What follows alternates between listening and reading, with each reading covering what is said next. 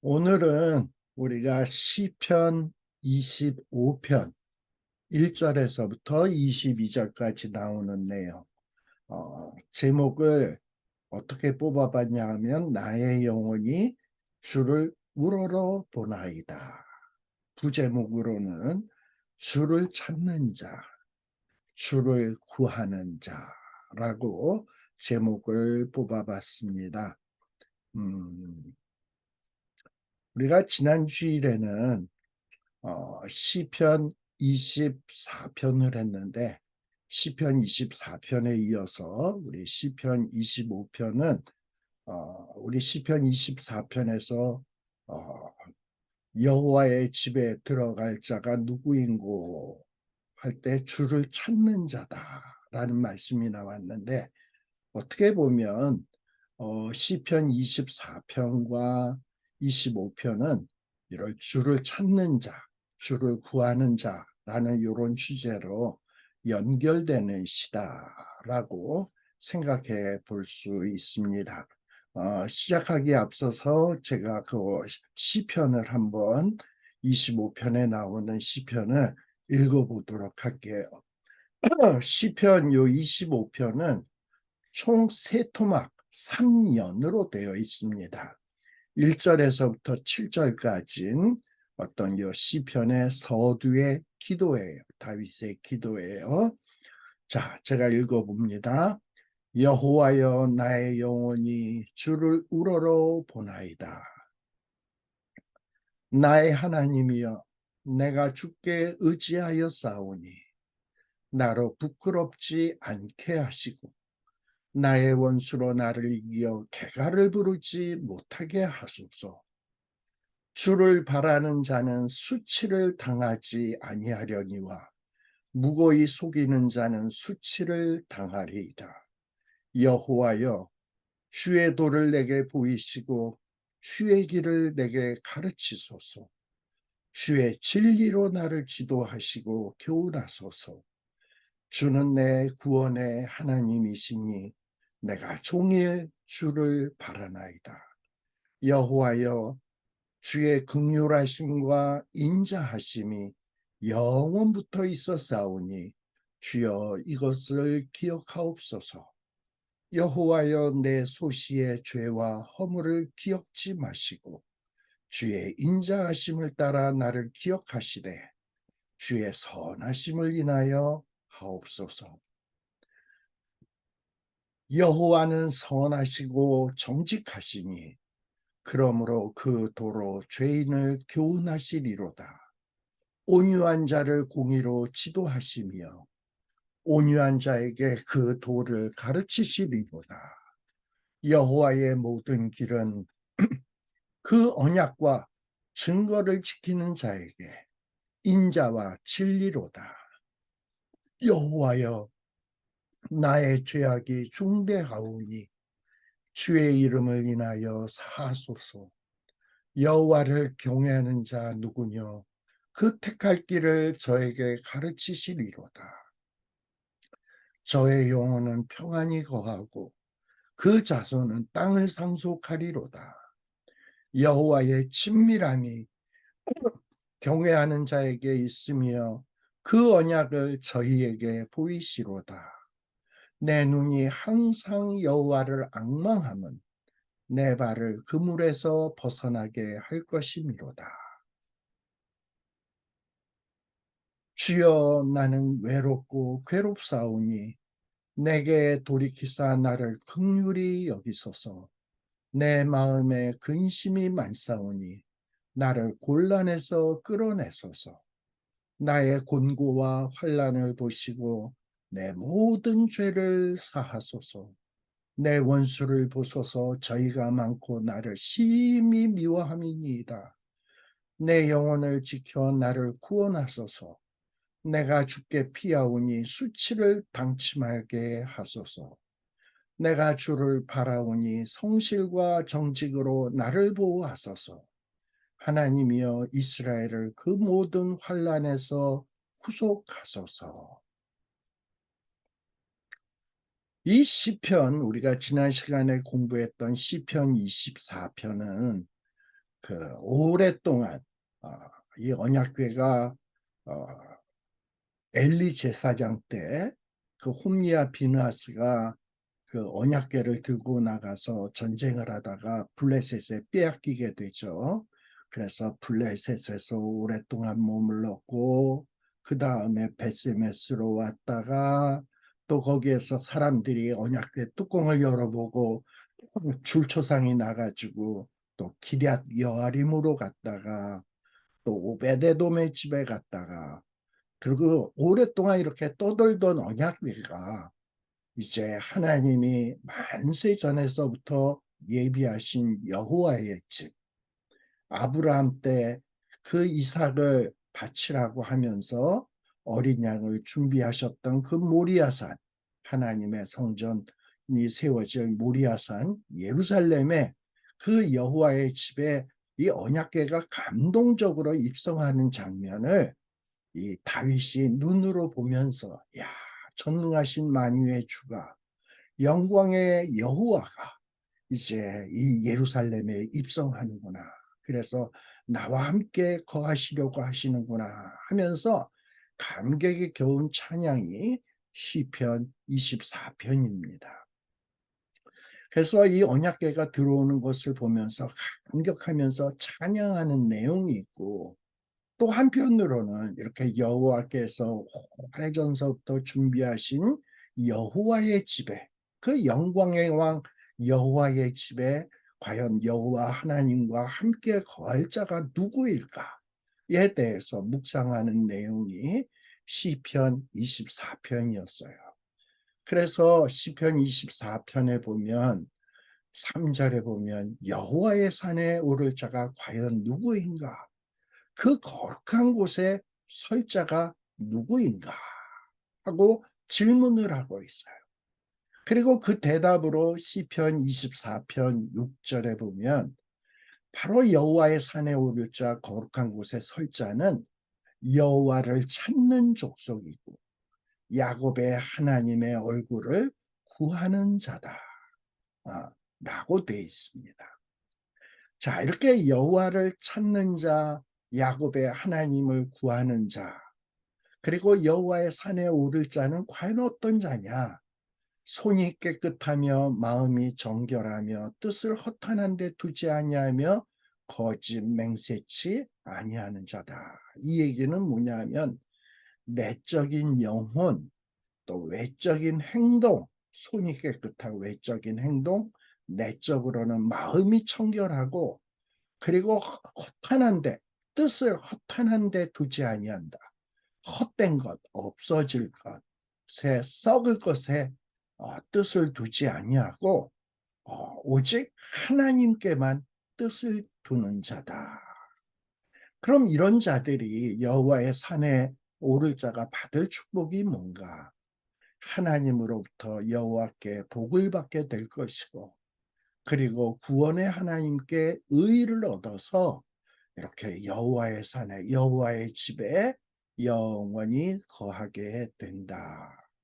그렇게 시편 24편에서는 여호와의 산에 오를 자, 거룩한 곳에 설 자에 대해서 간략하게 여호와를 찾는 자다, 하나님의 얼굴을 구하는 자다, 이렇게 간략하게 언급되고 있습니다만, 이 시편 25편은 이 하나님을 찾는 자가 과연 무엇인지, 하나님의 얼굴을 구하는 자의 모습이 무엇인지 더욱더 구체적으로 생성이 그려지고 있습니다. 사실 우리가 하나님은 눈에 보이지가 않잖아요. 근데 눈에 보이지 않는 하나님을 찾는다? 또 우리가 감각할 수 없는 이런 하나님을 구한다? 이게 참 뜬구름 잡는 이야기 같거든. 그런데 이 시편 25편에 보면 하나님을 찾는 자가 어떤 자인지, 하나님의 얼굴을 구하는 자의 모습이 무엇인지 우리가 좀 더 구체적으로 알 수 있게 된다. 바로 이렇게 하나님을 찾는 자, 하나님을 구하는 자가 시편 24편에 보면 여호와의 산에 거할 자이고 하나님의 거룩한 산에 거할 자다라고 이야기를 해주고 있어요. 자, 그러면 시편 25편은 표제에 보면 다윗의 시라고 되어 있는데 과연 다윗이 이 시편을 언제 기록했을까라는 거예요. 언제? 아, 뭐 시편 24편을 딱 끝내놓고 그 다음에 시편 25편 써야지 하고 시편 25편을 썼을까요? 저는 그렇게 생각하지 않아요.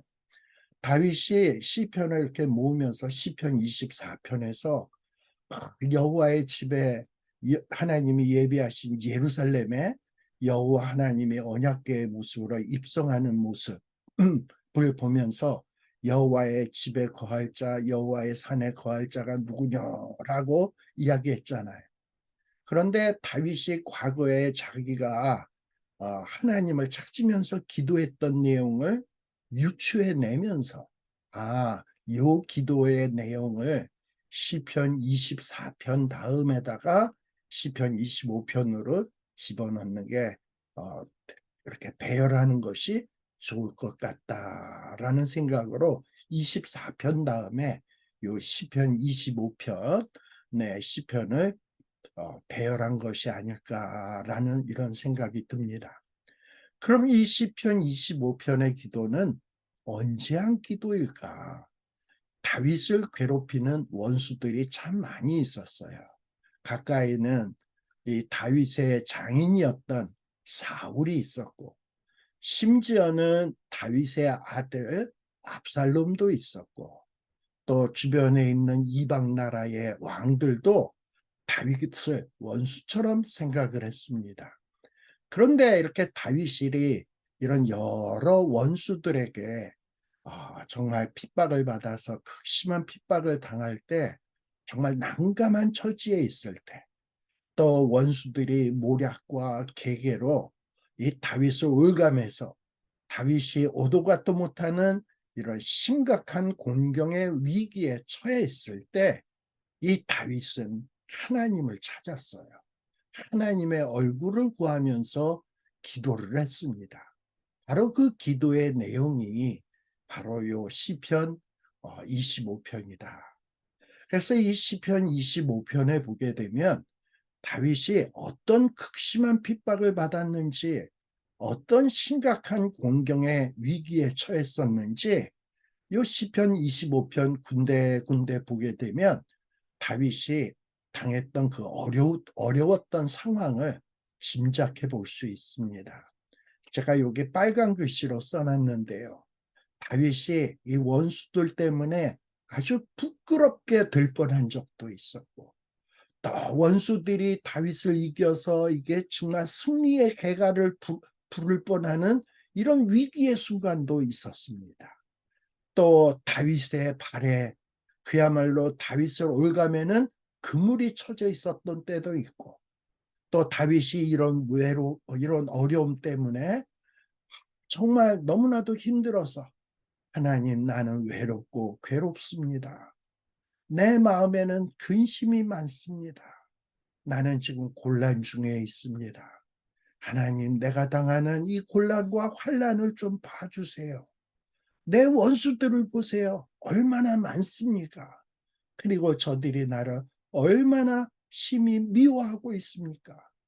나는 이러다가 수치를 당하게 될 것 같습니다.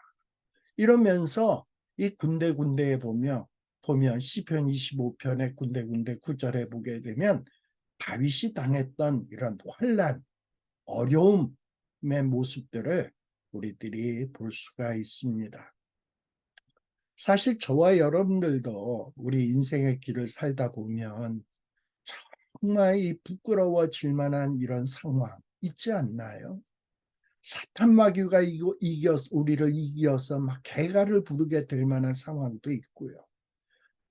우리의 발이 오도 가도 못하는 그물에 쳐져 있는 듯한 이런 상황도 경험하게 됩니다. 때로는 이런 어려움 때문에 외롭고 괴롭고 근심에 쌓이고 곤란 속에서 허우적거리고 그리고 원수들이 나를 삼키려고 달겨들고 있고 나를 미워하고 있고 이러다 수치를 당하고 마는 것 아닌가, 내 인생 망하는 것 아닌가 하는 이런 절망감 속에 빠질 때가 우리도 종종 있지 않습니까? 바로 이런 상황 속에서 다윗은 뭘 했냐? 절망하고 낙심하고 고민만 하다가 끝냈냐? 아니에요. 이런 상황에서 다윗은 하나님을 찾았고 하나님의 얼굴을 구한 자였다라는 거예요. 사실 이 시편 25편은 성경학자들이 이 시를 분류할 때 애가로 분류합니다. 때로는 탄원의 기도로 분류를 하고 있어요. 이 애가나 탄원 기도는 고통 중에 하나님을 찾으면서 울부짖는 이 찬양, 노래가, 기도가 애가이고 탄원의 기도예요. 그래서 이 시편은 애가고 탄원의 기도이지만 형식적으로 보게 되면 어떻게 보면 이 시편 25편에는 지혜시의 이런 모습도 있다. 어떤 지혜라고 하는 주제도 이 안에 담겨져 있다. 그럼 어떤 지혜가 있다는 얘기인가 할 때 이런 지혜예요. 우리가 정말 이런 극심한 고난을 당할 때, 절망감에 쌓여 있을 때 어떻게 지혜롭게 극복할 것인가? 이 고난을 극복하는 지혜가 과연 무엇일까 하는 내용을 담고 있는 것이 바로 이 시편 25편이에요. 우리가 괴로운 인생길, 우리의 험난한 인생길을 살다 보면 환난과 고난과 어려움들을 피할 수는 없어요. 어차피 겪을 수밖에 없어요. 근데 어차피 이런 고난과 환난을 겪을 것이라면 이 고난과 환난을 극복할 수 있는 지혜가 있어야 될 것 아니겠습니까? 우리가 영원한 영광의 하나님 여호와의 집에 이르기까지는, 우리의 인생이 맞춰질 때까지는 많은 공경과 환난이 있다 이 말이에요. 그런데 이런 공경과 환난을 만날 때 우리는 과연 어떻게 해야 하나? 바로 다윗처럼 주님을 바라보고 그리고 주님을 의지해야 한다. 다윗은 시편 25편 1절에 보게 되면 여호와여 나의 영혼이 주를 우러러 보나이다. 바로 이 얘기를 언제 한 거냐? 환난 당할 때, 곤경 속에 있을 때, 할 때 나의 영혼이 주를 우러러 보나이다 라고 기도하였어요. 또 뭐라고 했냐? 이런 답답하고 어려운 상황에서 나의 하나님이여 내가 주께 의지하여 싸우니 하고 주께 의지한다라고 주님 앞에 나아가고 있는 거예요. 또 시편 25편 20절에 보면 내가 주께 피합니다. 내가 주를 바라옵니다. 라고 이야기를 하고 있어요. 이렇게 영혼이 주를 우러러보고 또 우리가 주께 의지하고 주님께 피하고 주님 앞에 바라는 자는 어떤 축복이 있는가? 수치를 당하지 아니한다. 라고 요 시편 25편에서는 기록해 주고 있습니다. 자, 그러면 주님을 바라본다? 주님을 의지한다? 그리고 정말 하나님의 얼굴을 구한다? 이런 게 과연 어떤 것인가? 우리가 하나님이 눈에 안 보이잖아요. 근데 뭘 바라봐, 뭘? 하나님의 얼굴, 성경에 글자로는 그렇게 써 있지만 하나님의 얼굴을 본 사람이 있습니까? 근데 하나님의 얼굴을 바라본다라는 게 뭐예요? 이렇게 하나님은 눈에 보이지 않습니다. 그렇다면 하나님을 바라본다라는 것이 뭐냐? 주님의 도, 주님의 진리, 주님의 도와 주님의 진리가 어디에 있습니까? 하나님의 감동으로 주신 이 하나님의 말씀 속에 있어요. 바로 주님을 바라본다라는 것은, 눈에 보이지 않는 주님을 바라본다는 것은 사실 참 힘든 일이에요. 따라서 하나님께서 감동으로 주셨던 그 말씀을 사모하는 거예요. 그리고 그 말씀을 보면서 하나님이 이런 분이구나. 그리고 하나님을 경외하는 거예요. 또 하나님이 주신 그 말씀 속에 담겨져 있는 하나님의 선하심, 하나님의 신실한 그 모습들이 얼마나 많이 기록되어 있습니까? 근데 그 하나님의 그 선하심과 그 인자하심이 나에게도 좀 임했으면 좋겠다라고 사모하는 것. 그리고 하나님의 그 성실하심, 하나님의 그 정직하심, 또 하나님의 약속, 하나님의 증거를 신뢰하고 사랑하는 것. 이게 뭐냐? 주님을 바라보는 거다. 그리고 이렇게 주님을 바라보면서 하나님이 어떤 분인지를 알게 되고, 얼마나 거룩하시고 얼마나 영광스러운 분인지를 바라보게 되면, 그 앞에 서는 내 모습이 너무나도 초라하고 한심하다라는 것을 깨닫게 됩니다. 우리 유행가 가사에 보면, 그대 앞에 서면 난 왜 이리 작아지는가, 뭐 이런 찬양, 예, 그 유행가가 있죠. 그것처럼 하나님 앞에 서게 되면, 오호라 나는 공고한 자로다 라고 고백할 수 없어요. 그리고 이렇게 하나님의 영광의 하나님 앞에 서면, 오호라 나는 입술이 부정한 자다 이러면서 정말 하나님 앞에서 자신의 모습을 보고 정말 자신이 얼마나 초라한 존재인지를 인정 안 할래야 안 할 수밖에 없습니다. 따라서 이렇게 자기의 그 죄로 얼룩지고 부정과 더러움으로 정말 덕지덕지 정말 더럽혀진 자신의 모습을 보면서 이 영광의 하나님을 사모하면서, 야, 이거 어떻게 하면 좋으냐 이러면서 하나님의 긍휼에 의지하면서 회개로 나아가게 돼 있어요. 이게 바로 주님을 바라보는 겁니다. 그리고 회개한 이후에 또 계속, 야, 이제 내가 회개해서 사함 받았으니 이제부터는 더욱더 주님의 도와 주님의 진리로 인도함 받고, 그리고 주의 도와 진리를 사모해야 되겠구나라는 이런 작정을 하고 주의 도와 진리를 알기 위해서 힘쓰는 것, 바로 이것이 주님을 바라보는 것이다. 어때요? 만일에 이런 것이 주님을 바라보는 것이고 주님을 찾는 것이라고 한다면, 저와 여러분들은 정말 주님을 간절히 찾는 자입니까? 주님의 얼굴을 바라보는 자인가요? 이렇게 화요일날 저녁에 쉴 시간에 이 하나님의 말씀을 사모하면서, 도대체 시편에서 나오는 이 하나님께서 우리에게 가르쳐 주시는 내용은 무엇일까 갈급해하면서 나오는 여러분들은, 제가 볼 때는 하나님을 찾는 자예요. 하나님의 얼굴을 구하는 자입니다. 그런데 우리가 고난과 어려움 때는 더더욱 이렇게 하나님을 찾고 하나님의 얼굴을 구하는 자가 되어야 되겠다라는 것을 말씀을 드리네요. 자, 그러면 이 시편 25편의 대략적인 내용을 제가 한번 쭉 말씀을 드렸습니다.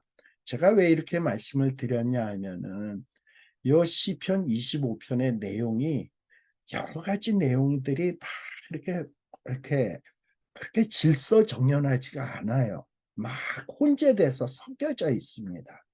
그러다 보니까 어떤 흐름으로 이어지는지를 참 깨닫기가 어려워요.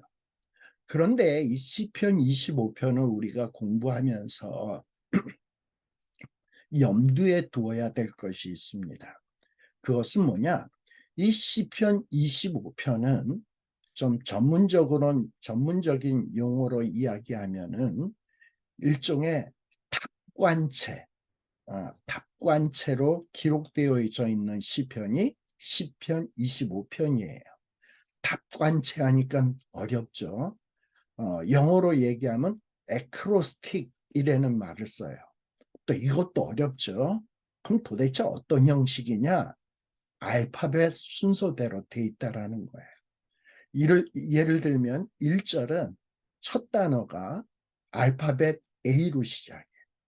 그 다음에 2절은 B로 시작해. 3절은 C로 시작해.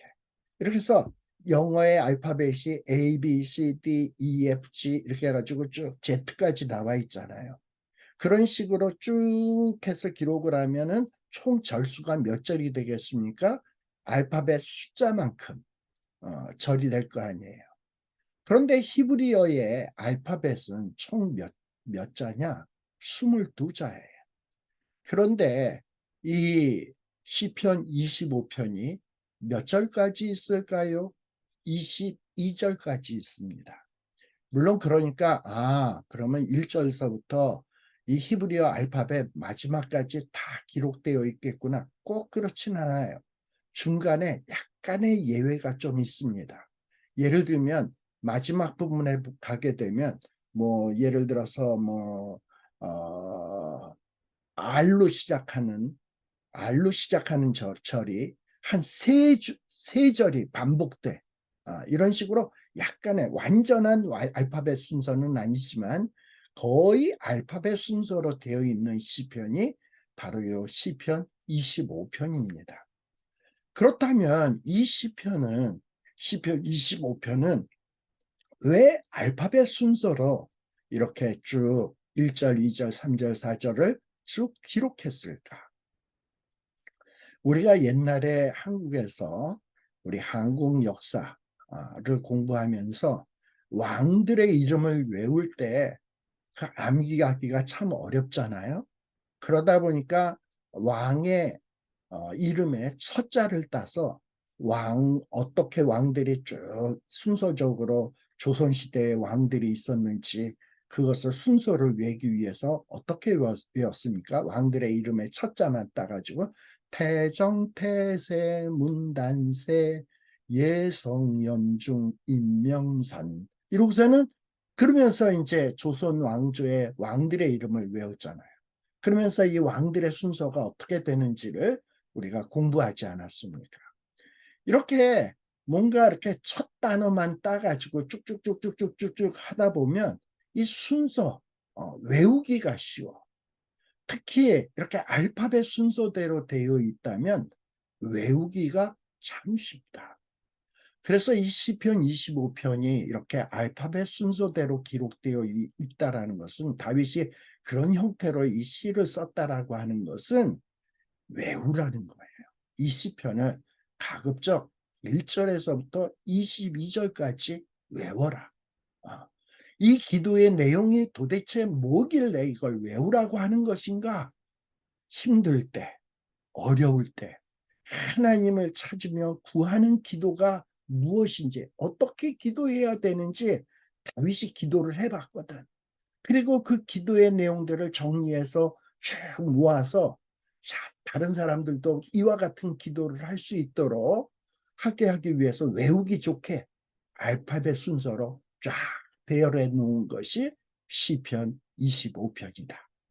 그래서 이 시편 25편을 저와 여러분들이 암송을 하다 보면 정말 힘들 때, 어려울 때, 정말 너무 힘들고 어려울 때는 말도 안 나와.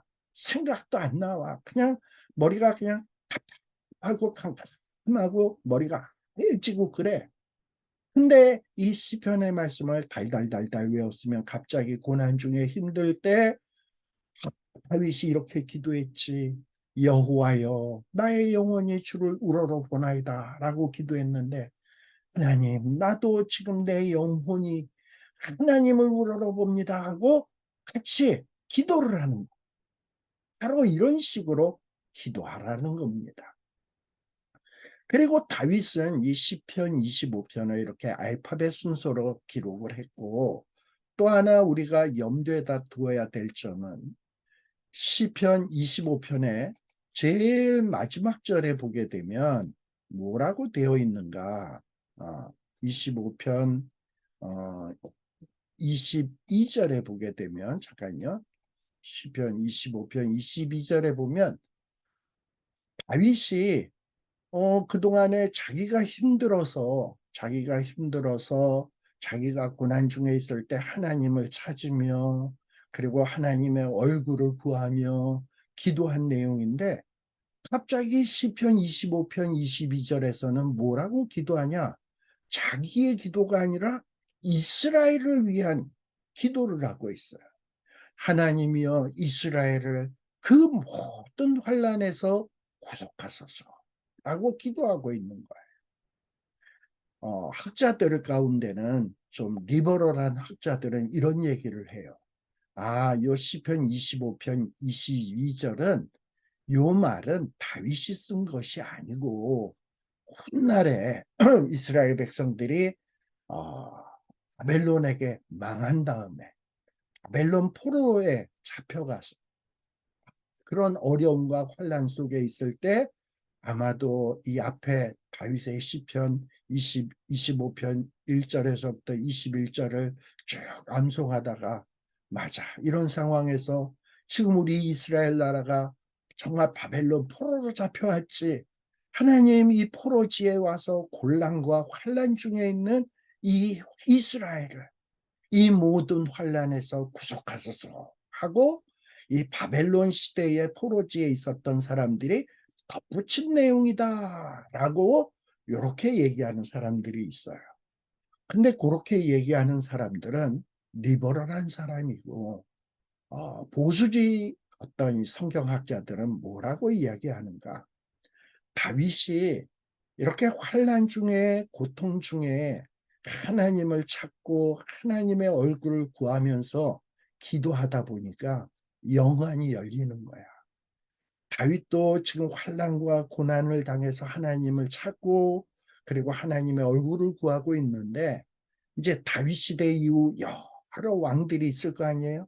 그러다가 이 다윗이 영안이 열려서 바라다 보니 이제 이스라엘 나라는 언젠가는 정말 이렇게 왕정 제도가 지속되다가 죄로 인해서 망해서 큰 환난 중에 빠질 때가 있겠구나.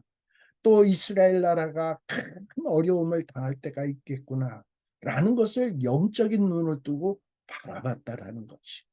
그러면서 이렇게 자기를 환난과 고난 중에서 하나님을 찾고 구할 때 하나님이 건져주셨던 것처럼 장차 나의 백성, 나의 후손들이 어려움을 당할 때 그 모든 환난에서 구원하여 주소서라고 이 다윗이 영안이 열려서 덧붙인 내용이 시편 25편 22절이다라는 거예요. 그렇다면 이 시편 25편은 비록 다윗이 쓴 시이지만, 이 다윗이 부른 노래이지만 이것은 다윗만의 노래가 아니에요. 정말 하나님을 사랑하는 자, 하나님을 사모하는 자들이 어려움을 당할 때, 고난 중에 있을 때 누구나 다 이렇게 다윗이 기도했던 것처럼 이렇게 기도하라는 거예요. 이렇게 기도할 때 하나님을 찾는 자들, 하나님을 구하는 자를 하나님이 건지시고 그들의 발걸음을 인도하셔서 마침내 영광스러운 여호와의 집에 영원히 거하도록 하실 것이다 라는 이 믿음을 갖도록 하게 하기 위해서 이 시편 25편이 기록되어졌다라고 생각하시면 가장 적절할 것 같습니다.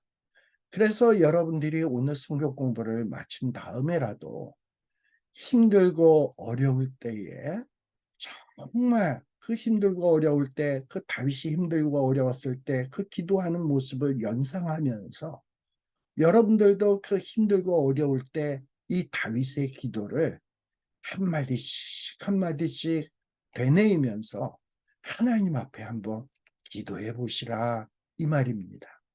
그러다 보면 정말 다윗이 체험했던 큰 은혜를 여러분들이 체험할 수 있게 된다라는 겁니다.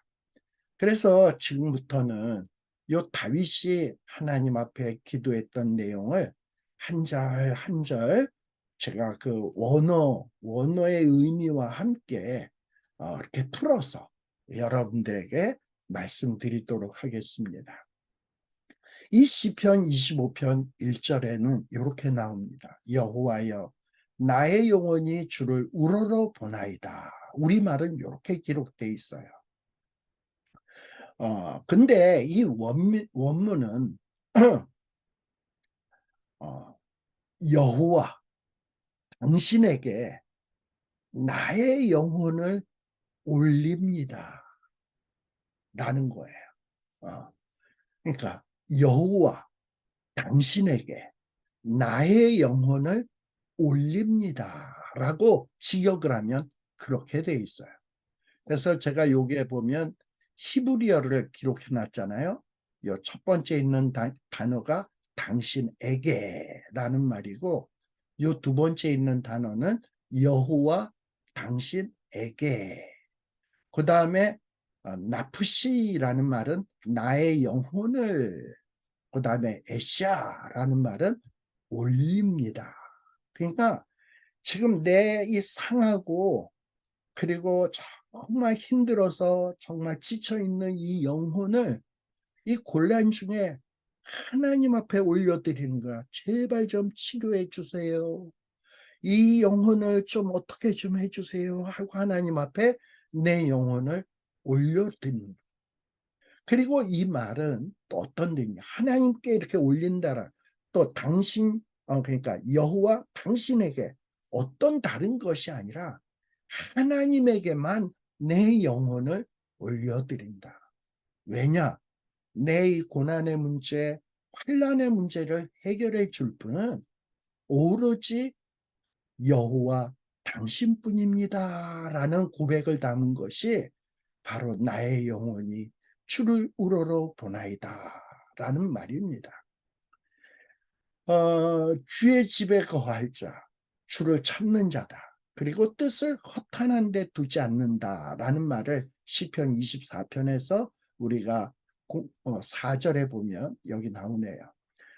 여호와의 집에 거할 자는 어떤 자냐? 손이 깨끗하며 마음이 청결하며 내적으로 외적으로 깨끗하고 뜻을 허탄한 데 두지 않는다. 허탄한 것은 뭐냐면 거짓 것, 아무 힘도 없는 것, 허당인 것, 이런 곳에다가 마음을 두지 않는다라는 거야. 우리의 마음을 어디에다 둬야 되냐? 전능하시고 만군의 여호와께 두어야 되는 거예요. 따라서 내 영혼이 정말 공경에 처해서 어려움과 힘든 상황에 있다면 엉뚱한 데 찾아가서 위로받으려고 하지 말고, 엉뚱한 데 가서 도움을 받으려고 하지 말고 오직 여호와에게만 나의 영혼을 올려드리는 거예요. 치료해달라고, 구원해달라고. 바로 이것이 뭐냐면 여호와여 나의 영혼이 주를 우러러 보나이다. 그래서 이 기도는 어떤 우리가 평상적으로 기도하는 기도라기보다는 간절한 기도예요. 그리고 간절한 기도고 응답을 바라는 기도예요. 정말 기도할 때 우리가 손을 들듯이 내 마음을 하나님 앞에 들어서 하나님을 바라보면서 하나님 앞에 내 영혼을 올려드리는 기도가 바로 이 시편 25편 1절이다 라는 거예요. 그래서 이 1절의 말씀을 기억하면서 힘들 때 하나님, 내 영혼도 정말 죽을 지경이네요. 하나님만이 이 문제 해결해 줄 수 있네요. 나의 영혼을 하나님께 올려드립니다. 나의 상처난 부분을 싸매시고 어루만져 주시고 기름으로 발라주세요 하고 올려드리는 거예요. 시편 25편 2절은 나의 하나님이여. 누구의 하나님? 나의 하나님이여. 내가 주께 의지하여 싸우니 나로 부끄럽지 않게 하시고 나의 원수로 나를 이기어 개가를 부르지 못하게 하소서. 여기서 주님을 의지한다라는 것은 무엇이냐? 주님이 약속하신 것을 붙드는 거예요. 보이지 않는 하나님께 어떻게 의지하겠어요? 그게 뭐냐? 주님을 의지한 것은 아까 주의 도, 주의 진리의 말씀을 딱 놓고 하나님이 약속하신 것을 찾아내서 이런 약속하셨네? 그리고 그 약속을 꽉 붙드는 거예요. 그리고 그 약속에 근거해서 주님의 도움을 간청하는 것이 이게 주님을 의지하는 겁니다. 우리 주님은 약속을 반드시 지키시는 분이에요. 하나님은 시건치 않는 분이십니다. 따라서 우리는 하나님을 의지할 수가 있는 겁니다. 시편 22편에 다윗은 어려움을 당할 때 이런 하나님 앞에 기도를 했어요. 고난을 당할 때. 하나님, 나는 벌레입니다. 완전히 벌레 취급받고 있어요. 난 사람이 아니에요. 저 사람들이 볼 땐 난 사람도 아니고 사람들의 회방거리, 백성들의 조롱거리가 돼버리고 말았어요. 이 다윗은 어려울 때 이런 느낌이 들었습니다. 그런데 다윗은 이런 어려움을 당할 때 벌레처럼 느껴지고 회방거리, 조롱거리처럼 여겨졌는지 모르지만 순간 뭐가 탁 생각이 났냐? 나의 조상 열조들이 이런 어려움의 상황에서 하나님을 의뢰해서 이런 수치에서 어려움의 처지에서 벗어났었지 하는 것을 생각했습니다. 바로 그것이 시편 22편 4절 5절의 말씀이에요. 우리 열조들이 힘들 때 주께 의뢰하였고 그랬더니 하나님이 저희를 건지셨습니다. 또 저희가 그 환난 중에 주께 부르짖었고 그래서 구원을 얻었고 주께 의뢰해서 수치를 당하지 아니하였습니다. 그런데 지금 나는 벌레입니다. 나는 지금 사람이 아닙니다. 사람의 회방거리입니다. 백성의 조롱거리입니다. 하나님 열조들이 주를 의뢰하고 하나님 앞에 부르짖을 때 구원해 주셨던 것처럼 지금 나의 이 처참한 상황에서 나도 구원하여 주시옵소서. 그래서 나로 부끄럽지 않게 좀 만들어 주옵소서라고 기도하고 있는 거예요. 이 부끄러움은 뭐냐? 원수들에게 굴복을 당하면 얼마나 모욕과 천대를 당합니까? 그때 받는 수치예요. 또 어떤 것이냐? 원수들이 이런 조롱을 하죠. 야, 네가 하나님을 믿는다고? 하나님이 너의 하나님이라고? 야, 근데 네가 지금 지질이 공상인데 하나님이 어디냐? 하나님이 너를 도와줘야 될 것 아니야? 그런데도 뭔가 문제가 해결이 안 되면 원수는 더욱더 나를 조랑할 것이고 나는 더욱더 부끄러워질 것 아니겠습니까? 바로 그런 수치, 그런 부끄러움을 가리키는 거예요. 그런데 다윗은 이러한 부끄러움을 당하지 않기 위해서 여호와를 의지하는 거예요. 또 의지하고 또 의뢰하는 거예요. 그러다 보니까 확신 가운데서 하나님이 구원해 주실 거야. 우리 열조도 주님께 의뢰했더니 하나님이 건져주셨어. 우리 열조들이 주님께 부르짖었을 때 구원을 얻었어. 우리 주님께 의뢰할 때 그들이 수치를 당하지 아니했지. 그렇다면 나도 지금 주님 앞에 기도하면 하나님이 이 어려움에서 해결해 주실 것이고 나로 하여금 부끄럽지 않게 하실 것이고 수치를 당치 않게 해 주실 것이야. 라는 이런 확신이 생겨지는 겁니다. 우리 그 골리앗과 다윗이 전투를 했던 것 기억하십니다. 한판 대결. 이 골리앗은 진짜 어마어마한 장수죠. 이스라엘의 모든 군인들이 골리앗을 보고 정말 부들부들 떨고 있었어요. 그런데 그 꼬마 다윗이 그 거대한 골리앗 앞에 나가서 뭐라고 호언장단합니까? 너는 칼과 창으로 내게 나오나 나는 만군의 여호와의 이름으로 나간다. 하고서 호언장담하고 골리앗과 전투에 임했습니다. 근데 이렇게 다윗이 호언장담을 했는데 전투에서 만일에 졌다? 내가 만군의 여호와의 이름으로 나간다 해놓고서는 전쟁에 지면 자기도 개망신이지만 여호와의 이름으로 나갔으니 여호와는 또 무슨 개망신이 되는 겁니까? 이렇게 우리가 부끄러움을 당치 않도록 하나님을 향하여 기도하고 하나님의 이름을 붙들고 기도하면 하나님은 그 기도를 들어주세요. 다윗은 어떠했습니까? 온 장담하고 나갔어요. 확신에 차서 나갔어요. 결국은 골리앗을 때려 눕혔습니다. 그리고 영광을 하나님께 돌렸던 거죠. 아무리 어려움과 환난을 당한다 할지라도 오징어 빨아 널어 놓은 것처럼 쭉 처져 있지 마세요. 그때 이 다윗이 기도했던 이 내용을 음미하면서, 아니 암송하고 음미하면서, 하나님, 나도 주님을 의지합니다. 열조들이 주님 의지해서 구원받았죠. 나도 주님 의지합니다. 나도 구원해 주세요. 나의 열조들 부끄럽지 않게 했죠. 나도 부끄럽지 않게 해 주옵소서.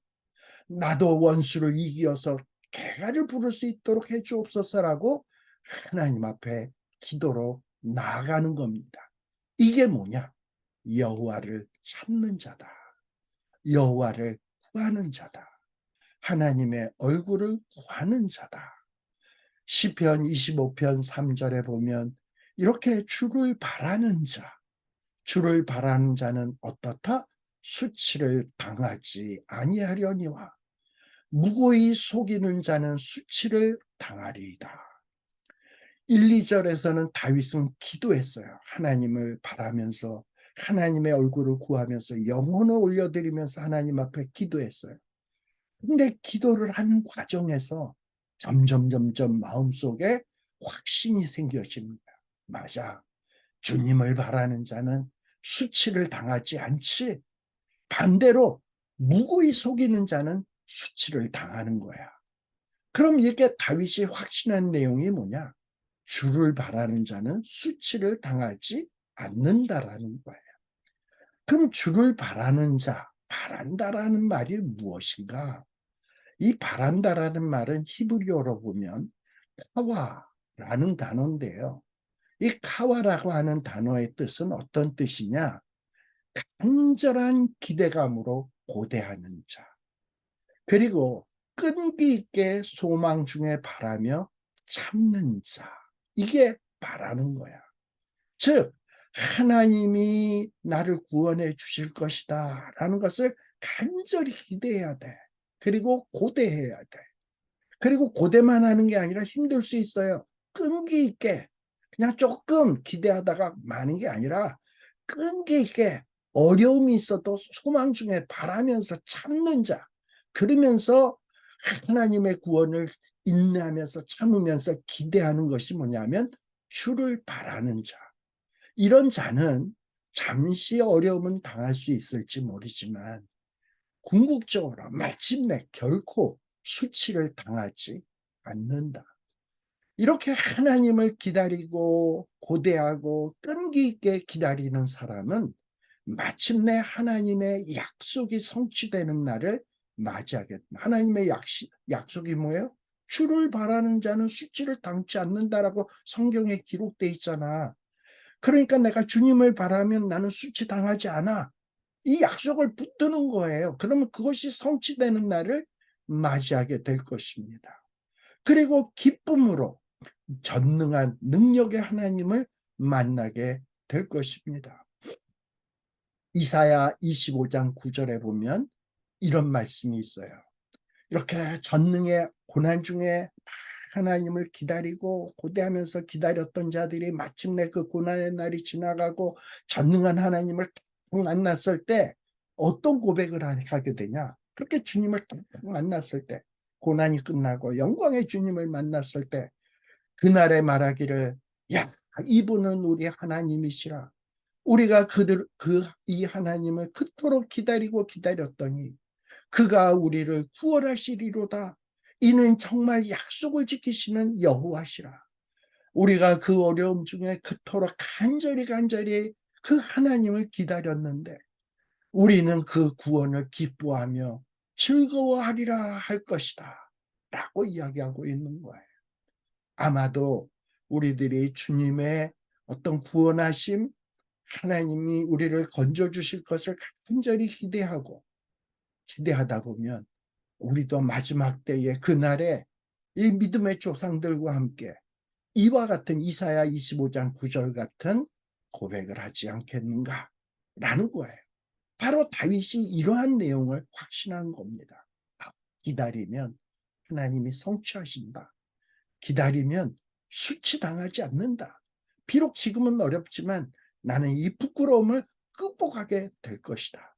반대로 또 다윗이 확신한 것 두 번째, 무고히 속이는 자는 수치를 당한다 라는 거예요. 여기서 속이는 자, 속인다라는 말은 히브리어로 바가드라는 말이에요. 바가드라는 말은 어떤 뜻이냐? 배반자, 범죄자를 의미하는 말입니다. 그래서 어떤 뜻이냐면 하나님을 배반하고 하나님 앞에 범죄자라는 거예요. 불신앙의 사람이라는 거예요. 바로 여기 이 속이는 자는 앞에서는 주님을 바라는 자였잖아요. 주님을 바라는 자와 완전히 반대적으로 대조적인 인물로 어떤 자냐? 하나님의 말씀을 믿지 않고 하나님이 없다고 생각하고 하나님의 말씀을 거역하는 자들. 이런 자들이 뭐냐? 바로 속이는 거야. 하나님이 계시는데 없다고 생각해 스스로 속이는 거야. 하나님의 말씀을 거역하면 죽는 건데 아니야 안 죽어. 하나님 말씀 어겨도 얼마든지 행복할 수 있어. 스스로 속이는 거야. 근데 이런 자들은 결국은 어떻게 된다? 수치를 당하게 된다라는 겁니다. 그래서 다윗은 기도 중에 이런 중요한 내용들을 확신하게 된 거예요. 하나님을 기대하면 수치당하지 않는다. 근데 스스로 속이면서 하나님은 있는데도 불구하고 없다고 생각하고 하나님의 말씀을 거역하면 불행해지는데 아니라고 스스로 속이면서 나아가다 보면 나는 망하게 돼 있다. 수치를 당하게 돼 있다라는 것을 깨달으면서 더욱더 기도로 하나님 앞에 간절히 나아가고 있는 것이 이것이 다윗의 모습이다. 라는 거예요. 자, 이렇게 확신에 차면서 다윗은 또 어떤 기도를 하고 있냐? 4절, 5절에 보게 되면 여호와여, 이제 다윗은 확신에 찬 다음에 하나님 앞에 뭘 요구하고 있냐? 주의 도를 내게 보여주세요. 주의 길을 내게 가르쳐 주세요. 주의 진리로 나를 지도하시고 교훈하소서. 주는 내 구원의 하나님이시니 이제부터는 내가 종일 주를 바라나이다. 이전에는 단순한 구원만을 바라봤지만은 구원받은 뒤에는 이제 구원받았으니 이제 하나님이 원하시는 대로 하나님이 가라는 길로 주의 길로 주님께서 가르쳐 주시는 진리의 길로 가야 되겠구나. 그 주의 도, 주의 길, 주의 진리 이거를 내게 보여주시고 가르쳐 주시고 지도해 주시고 교훈하소서. 그거를 종일 바라는 시편 1편에 보면 복 있는 사람은 어떻다고요? 그 하나님의 말씀을 주야로 묵상하는 자로다. 주의 도, 주의 길, 주의 진리가 뭘까?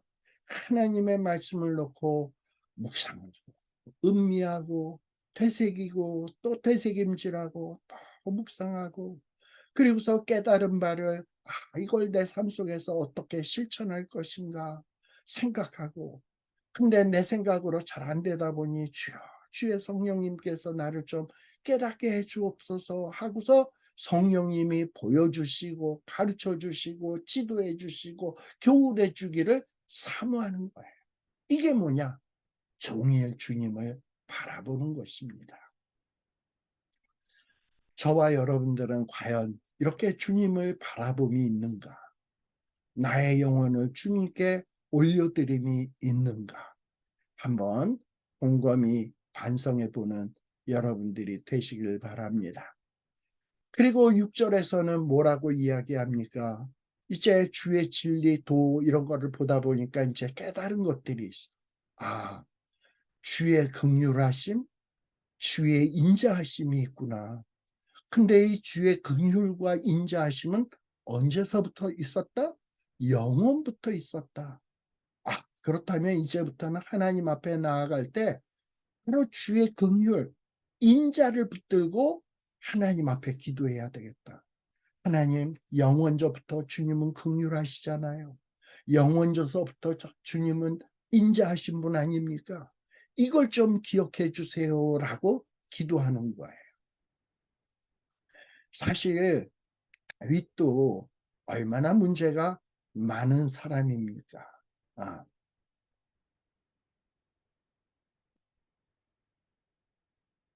의인은 없나니 하나도 없어요. 하나님 앞에 어떤 의로, 완벽함으로, 공로로 하나님 앞에 나아갈 수 있는 자가 어디 있겠습니까? 아무도 없어요. 그러면 우리가 하나님 앞에 나아갈 수 있는 근거는 뭐냐? 하나님의 긍휼, 그리고 하나님의 인자, 때로는 헤세드라는 말입니다. 헤세드 때문에 우리가 하나님 앞에 나아갈 수 있는 겁니다. 특별히 이 인자하심이라는 히브리어는 헤세드라는 단어를 써요. 이거는 언약적인 사랑입니다. 근데 이 언약적인 사랑이 뭐랑 연결되어 있냐? 인자하심이 영원부터 있었다.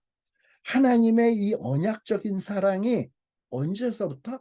영원부터 있었다. 영원전서부터 하나님은 우리 하나님의 형상으로 지은 우리 인간을 향한 사랑하기로 영원전서부터 작정하고 있었던 거예요. 저와 여러분들이 허물이 많고 야곱처럼 간사하고 다윗처럼 문제가 많고 정말 의인 아닌데도 불구하고 하나님은 우리를 사랑하기로 이미 영원전부터 작정하셨어요. 그리고 하나님이 그렇게 작정하셨으면 하나님은 그 작정하신 것을 반드시 이루시는 분이에요. 왜냐? 하나님의 인자, 했을 때는 충성이에요. 하나님은 약속에 충성하시는 분이거든. 그렇기 때문에 하나님이 날 사랑하기로 했으면 이건 변함이 없겠구나. 나는 간사해서 하나님을 사랑했다가 삐지기도 하고 엇나가기도 하지만 하나님은 나를 한번 꽉 잡았으면 놓지 않는 분이구나. 그러니 하나님이 간사한 나의 성품 보지 마시고 그 하나님이 작정하셨던 영원전부터 있었던 하나님의 긍휼, 그리고 하나님의 그 인자하심을 기억해 주세요. 그리고 이 간사하고 보잘것없는 나를 불쌍히 여겨주세요. 긍휼히 여겨주세요. 그리고 이 나에게 사랑하기로 했던 그 영원전서부터 그 작정하신 하나님의 사랑, 그 인자하심을 기억하시고 계속해서 베풀어 주세요. 라고 이렇게 기도로 나아가는 거예요. 그래서 이 시편 25편에 나오는 한 구절 한 구절을 암송하시고 그 뜻이 무엇인지를 깊이 새기시고 하나님 앞에 기도로 나아가다 보면 정말 깊은 기도 속으로 나아갈 수 있다. 자, 아까 하나님의 언약적 사랑, 헤세드, 그리고 하나님의 긍휼은 영원전부터 있었던 것이다. 영원전서부터 하나님이 우리를 사랑하기로 작정했고 그 사랑을 정말 충성으로 지켜오고 계신다라는 말씀을 드렸는데 그것이 제가 만들어낸 얘기가 아니라 성경에 나오는 얘기예요. 고린도전서 2장 7절에 보면 이것은 감추었던 것인데 하나님이 우리의 영광을 위하여 만세전에 미리 정하셨다. 별 볼 일 없는 우리를 구원하기로 하나님은 만세전에 작정하셨어요. 이 별 볼 일 없고 초라한 우리를 사랑하기로 하나님은 작정하시고 계획하시고 그 일에 충성하고 계세요. 언제부터? 만세전서부터. 그래서 에베소서 1장 4절에서는 창세전에 우리를 사랑하는데 어떻게 사랑하시냐? 그리스도 안에서 우리를 택하사 우리로 사랑 안에서 그 앞에서 거룩하고 흠이 없게 하시려고 그 기쁘신 뜻대로 우리를 예정하사 예수 그리스도로 말미암아 자기의 아들들이 되게 하셨다. 하나님은 우리 실력으로 우리가 하나님의 아들들이 될 수 없고 하나님의 영광스러운 아들들이 될 수 없다라는 걸 알고 계셨어요. 그래서 하나님은 미리 그리스도를 준비하셨고 그 그리스도 안에서 우리를 만세전에 택하셨고 그 사랑 안에서 우리를 거룩하고 흠이 없게 하시려고 우리를 계속해서 인도해서 하나님의 아들들이 되게 하고 있다 이 말입니다. 그렇게 해서 결국 뭐 하시겠다는 거냐? 마지막 때에 우리의 입술에서 하나님의 은혜의 영광을 찬미하도록 하나님은 계획하셨던 거예요.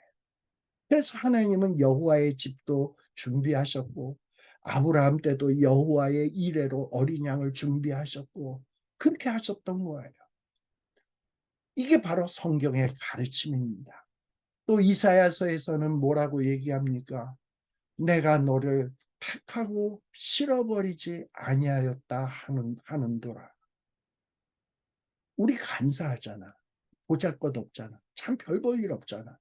나도 내가 싫을 때가 많잖아요. 그럼에도 불구하고 하나님은 우리에게 뭐라고 얘기하냐? 안다 알아. 네가 야곱 같고 간사하고 정말 이랬다 저랬다 한다는 건 내가 다 알지만 내가 너를 택했어. 내 아들로 택했어. 그리고 나는 너를 싫어하지 않아. 그렇게 또 싫어하지 않을 거야. 라고 말씀하고 있는 거예요. 우리는 이런 언약적인 사랑을 받은 사람들이다. 또 사무엘하 7장에 보게 되면 다윗은 하나님으로부터 언약을 받았어요. 하나님께서 뭐라고 다윗에게 언약을 주셨습니까? 다윗은 내가 하나님을 위해서 집을 지어야 되겠다. 하나님의 집을 져드려야 되겠다라고 했더니 웃기지 마라. 하나님은 뭐라고 얘기하냐? 네가 집 짓는 거 아니야. 내가 너를 위해서 집 짓는 거야. 그러면서 하나님이 사무엘하 7장 10절에서 내가 내 백성 이스라엘을 위하여 한 곳을 정하여 저희를 심겠다. 하나님이 한 곳을 정했어요. 어디? 예루살렘. 거기에 여호와의 집을 세울 거예요. 그리고 다시는 옮기지 않게 하며 악한 유로 전과 같이 해하지 못하게 할 것이다. 그리고 전에 내가 사사를 명하여 내 백성 이스라엘을 다스리던 때와 같지 않고 모든 대적에게서 벗어나 평안케 하리라. 여호와가 또 내게 이르노니 여호와가 너를 위하여 집을 이루고 근데 이 집을 누굴 통해서 이룰 것이냐? 내 조상들과 함께 잘 때에 내가 하나님이 내 몸에서 날 자식을 내 뒤에 세워 그 나라를 견고케 하리라. 하나님이 세우시는 집, 하나님의 나라 누굴 통해서 견고케 할 거냐? 예수 그리스도 안에서. 바로 이 계획은 언제서부터 된 일이냐? 만세 전에, 창세 전에, 그리스도 안에서, 그리스도로 말미암아 하실 일들이었어요. 그리고 그 그리스도로 말미암아 견고케 되어질 일이에요. 하나님은 이 계획을 한 번도 포기하지 않으시고 마침내 이루고야 말 것입니다. 그래서 다윗은 이전에 이 앞에까지는 자기의 그 불쌍한 모습, 하나님 나 지금 수치를 당할 것 같아요. 부끄러움을 당할 것 같아요. 좀 도와주세요 이랬지만은 이제 주의 도 지의 진리를 깨닫다 보니까는 이렇게 기도할 게 아니라 하나님이 만세 전에 이렇게 작정했지. 하나님이 만세 전에 이렇게 계획했지. 맞아. 이걸 붙들고 기도해야 돼. 하나님 만세 전에 정하셨잖아요. 그리스도 안에서 우리를 택하기로 했잖아요. 날 택하고 실어버리지 않는다 그랬잖아요.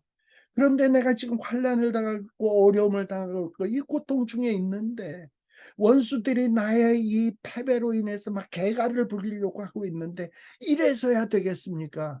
물론 내 꼬라지를 보면 하나님이 도와줘서는 안 된다는 건 알지만 저를 보지 마시고 하나님께서 만세전서부터 작정하신 하나님의 긍휼과 하나님의 그 헤세드를 기억하시고 나를 불쌍히 여기소서 하고 기도하는 거예요. 이렇게 기도로 나아가면 하나님이 딱 보고 야 이것 봐라. 완전히 내가 만세 전에 계획했던 것을 성경책 보고 다 알고서는 그거 붙들고 기도하네. 내가 꼼짝달싹 못하도록 하고 있네. 하시고서는 정말 야 이거 응답 안 해줄래야 안 해줄 수가 없겠다. 하고서는 응답해 주시는 거예요. 또 그런 면도 있지만 이놈이 이렇게 내 도와 진리를 깨닫고 이 약속을 붙들고 기도하고 있구나. 기특히 여겨서 우리에게 그 환난과 고통 중에서 구원해 주신다. 바로 이것이 하나님을 우러러보는 것이고 하나님을 바라보는 것이다 라는 것을 기억해 보세요. 그래요. 다윗은 자기의 그 소시의 죄와 허물 잘 알고 있어요.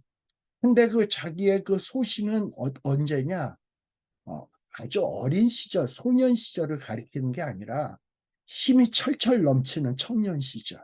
어, 여러분, 청년이 무엇으로 그 행실을 깨끗게 하리까? 오직 주의 말씀을 따라 삼갈 것입니다. 라고 이야기하지 않습니까? 이 청년의 시절에 막 그냥 뭐 정력이 막 넘치다 보니까 실수하기가 쉬워요. 바로 다윗도 청년 시절에 실수할 수 있었을 거예요.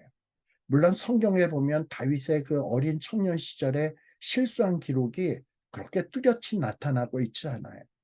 다윗의 결정적인 실수는 마지막 정말 왕이 돼서 정말 어느 정도 정상의 자리에 있을 때 평안해졌을 때 나태해져 가지고 우리아의 아내 바세바를 취하는 결정적인 실수를 저지릅니다만 그렇다고 해서 그 이전에 실수가 없었던 것은 아닙니다. 아마도 다윗의 마음속에는 음란한 정욕도 있었을 것이고 그리고 남을 미워하는 마음도 가졌을 것이고 그런 마음이 있을 거예요. 그게 다 뭐냐? 나의 그 청년 시절에 가졌던 마음에 가졌던 또는 잠시 보였던 죄와 허물 그걸 보면 하나님이 어떻게 다윗을 구원해 주겠습니까? 다윗도 그걸 알아. 그러니 하나님 내 잘못 내 허물로는 내가 구원받을 수 없다라는 건 내가 알아요. 그런데 그걸 기억지 마시고 뭘 기억해 달라? 주의 인자하심. 주의 인자는 언제부터 작정된 거? 만세전서부터 작정된 거. 바로 그 만세전서부터 작정되신 그 하나님의 언약적 사랑을 따라 나를 기억하시되 그 하나님의 선하심을 인하여 하옵소서라고 기도를 하고 있는 겁니다. 자, 그리고 이렇게 자기의 죄와 허물을 기억하지 마시고라고도 이렇게 기도를 했다는 건 뭐야? 자기의 죄와 허물을 안 거지. 그럼 뭐 했을까요? 회개했겠지. 그리고 회개하고서는 또 뭐 합니까? 하나님 앞에 간구하는 거죠. 하나님, 내 이 지은 죄 회개하오니 이제 더 이상 기억지 마시고 하나님의 그 만세전서부터 작정하신 그 인자, 만세전서부터 작정하신 그 인자가 뭡니까? 그리스도의 그 보혈의 피로 내 죄를 씻을 것. 이것을 하나님이 만세전서부터 작정하신 거거든. 그걸 기억하시고 내 죄의 문제 해결해 주시고 죄로 인해서 당하는 고난과 환난의 문제도 주님이 해결해 주옵소서라고 나아가는 거예요. 바로 이것이 하나님을 바라며 우러러보며 기도하는 것이다 라는 것을 여러분들이 기억하셨으면 좋겠습니다. 자, 이렇게 해서 우리가 시편 25편에 세 토막으로 돼 있다 그랬는데 첫 번째 토막까지의 내용을 살피었습니다. 이제 이 두 번째, 세 번째 토막은 우리 잠시 한 5분간 쉬었다가 우리 또 살펴보도록 하겠습니다. 잠깐 화면을 전환할게요.